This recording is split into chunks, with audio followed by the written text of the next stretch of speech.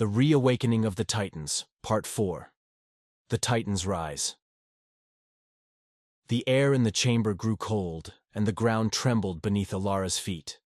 The massive figure at the far end of the room was unlike anything she had ever seen. Its form was grotesque, its limbs twisted and elongated, its face a nightmarish contortion of shifting features. The carvings of the Titans on the walls seemed to pulse in rhythm with the creature's movements, their ancient forms coming to life as the energy in the room surged. Elara's breath caught in her throat as the realization dawned. They had been too late. The Titans, or at least one of them, had already begun to awaken.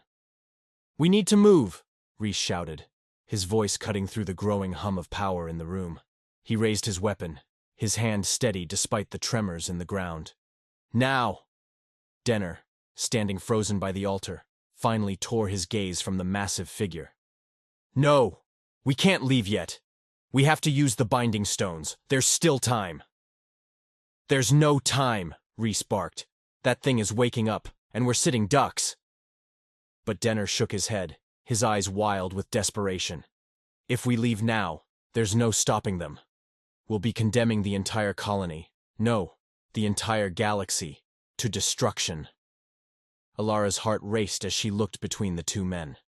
The creature at the far end of the chamber was beginning to move, its massive limbs dragging across the stone floor with a sound like grinding metal. The air around it shimmered, distorting reality itself, and a low, guttural growl reverberated through the room. She had to make a decision, and quickly. "Elara!" Reese shouted, snapping her out of her thoughts. "We need to go!" But something in Denner's eyes gave her pause. There was madness there, yes, but also a strange, desperate logic. The ancient civilization that had built this temple had left behind these binding stones for a reason. Could they really stop the Titans, even now? "Elara, we're running out of time," Reese yelled, his voice rising in urgency as the creature let out another low, otherworldly growl. Elara made her choice. "Denner," she called, rushing to the altar. "What do we need to do?" Denner's eyes widened in surprise, but he quickly nodded, his hands trembling as he reached for one of the glowing stones. The stones are part of the binding ritual. They're connected to the ancient symbols that line the walls of the temple. If we can activate them, we may be able to strengthen the barrier, at least long enough to buy us some time.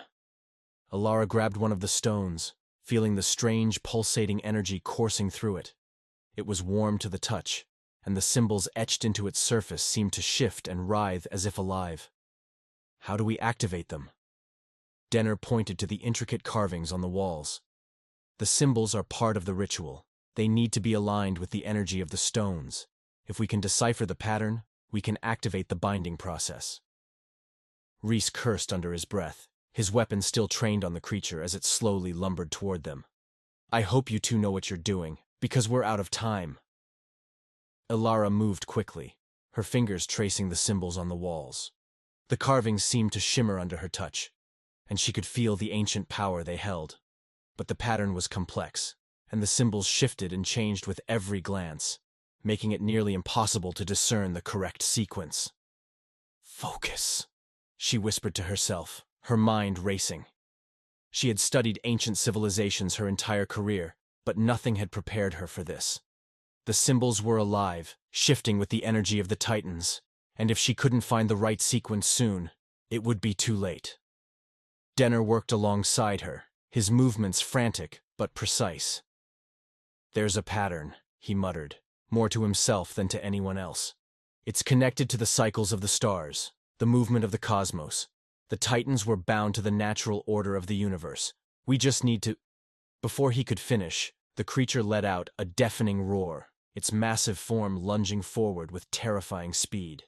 Reese fired his weapon, but the bullet seemed to pass through the shimmering air around the creature, as if reality itself was bending to its will. "Elara, hurry!" Reese shouted, his voice filled with panic.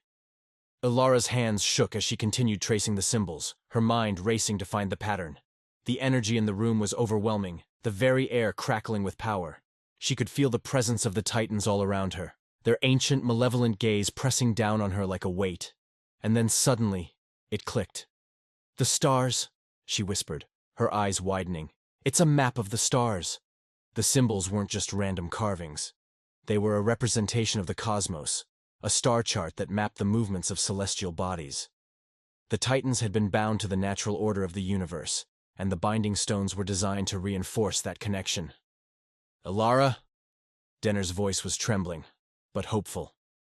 "I've got it," she said, her voice filled with urgency. She quickly began aligning the symbols, matching them to the positions of the stars in the ancient chart. As she did, the energy in the room began to shift, the hum of power growing louder. The binding stones around the altar flared with light, their glow intensifying as the ancient symbols locked into place. The ground trembled violently, and the air around the creature seemed to warp, pulling it back, as if it were being dragged into the very fabric of the universe. For a moment, it seemed to be working. The creature's massive form struggled against the pull of the binding energy, its roar echoing through the chamber as the walls pulsed with the light of the stones. But then, something went wrong. The binding stones flickered, their light dimming as the energy in the room began to wane. The symbols on the walls shifted again, their pattern disrupted by some unseen force. "No," Denner whispered, his voice filled with despair. "The barrier isn't strong enough. The Titans are too powerful." The creature roared again, its form shifting and expanding as it broke free of the binding energy. The very walls of the temple began to crack, fissures spreading through the stone as the Titan's power grew. "Elara, we need to go," Reese shouted, grabbing her arm and pulling her away from the altar. Denner stood frozen, his eyes locked on the creature as it loomed over them. "No, we can't leave. We have to—" But before he could finish, the creature lunged forward, its massive, twisted limbs crashing into the altar. The binding stones shattered, their light extinguished in an instant. "Elara, now!" Reese shouted, dragging her toward the exit. Elara stumbled, her mind reeling as they fled the chamber. The walls of the temple shook violently, pieces of stone crashing down around them as the Titan's power surged. Behind them, Denner's voice echoed in the collapsing chamber, a cry of despair as the temple began to crumble. They ran through the twisting corridors, the roar of the Titans growing louder with each step. The ground shook beneath them, the very planet itself seeming to tremble under the weight of the ancient beings awakening within its core. By the time they reached the entrance to the catacombs, the fissures in the rock had grown wider, the walls crumbling as the Titan's power spread through the planet. They emerged into the cold, barren landscape of Erebus, the wind howling around them as they ran toward the colony. But the colony was no longer the safe haven it had once seemed. As they approached, Elara could see that the symbols had spread, now etched into every building, every wall, glowing with the same eerie light that had pulsed within the temple. The ground beneath the colony cracked and shifted, as though the planet itself was beginning to tear apart. "We have to get out of here," Reese muttered, his face pale with fear. "We have to get off this planet." But Elara knew it wasn't that simple. The Titans were waking up, and even if they escaped Erebus, the Titan's power would spread far beyond the planet. They had to find another way to stop them, somehow. As they reached the colony's command center, the air crackled with energy, and the lights flickered on and off. The remaining colonists were gathered inside, their faces pale with fear. Harlan stood by the command console, his hands shaking as he tried to make sense of the chaos unfolding around him. "What happened?" he demanded, his voice trembling. Elara shook her head, her heart pounding. "The binding ritual failed. The Titans are waking up, and we need to find a way to stop them before it's too late." Harlan stared at her, his eyes wide with disbelief. "You're telling me we're facing gods?" "Not gods," Reese muttered, his voice low. "Something worse."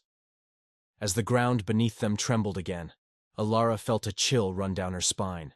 The Titans were rising, and time was running out. This concludes Part 4 of the Reawakening of the Titans. Stay tuned for Part 5. If you enjoyed this part of the Reawakening of the Titans, don't forget to like, subscribe, and hit the notification bell so you never miss an episode. New stories are released on Mondays and continue Tuesday through Friday at 5 p.m. Pacific Time, only on The Lantern's Light. Where dreams and reality blur, adventure awaits in the shadows.